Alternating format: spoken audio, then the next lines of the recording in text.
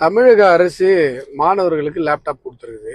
அந்த லேப்டாப்ல முதலமைச்சர் மு.க. ஸ்டாலின் அவருடைய போட்டோ, அவங்க அப்பா கருணாநிதி அவருடைய போட்டோ எல்லாத்தையும் குறிச்சி கொடுத்துருக்குறாங்க. இதே திமுக ஆட்சி இனிமேலும் தொடர்ந்தது அப்படின்னு சொன்னா அடுத்து உதயநிதி போட்டோ போடுவாங்க, அடுத்து அவங்க பையன் இன்பநிதி போட்டோ போடுவாங்க. அப்புறமா பாத்தீங்கன்னா அந்த லேப்டாப்ல இடமே இருக்காது, அந்த ஆசருங்கிறதே அழிச்சிட்டு அப்புறம் இவங்க குடும்பத்தோட போட்டோ எல்லாம் போட்டு வைப்பாங்க. இதுல இன்னொரு விஷயம் என்ன அப்படின்னா, நிறைய திமுக காரங்க கோவப்படுறாங்க.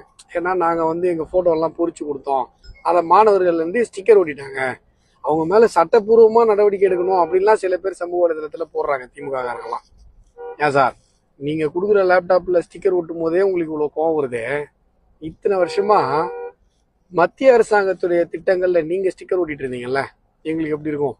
இத்தனை வருஷமா நான் 5 வருடங்களாக தொடர்ந்து மத்திய அரசாங்கத்தினுடைய அனைத்து நலத்திட்டங்களையும் நீங்க ஸ்டிக்கர் ஓட்டினீங்க. இப்ப நீங்க கொடுக்குற லேப்டாப்ல மாணவர்கள் ஸ்டிக்கர் ஓட்டிடுறாங்க. இதான் விதிங்கிறது.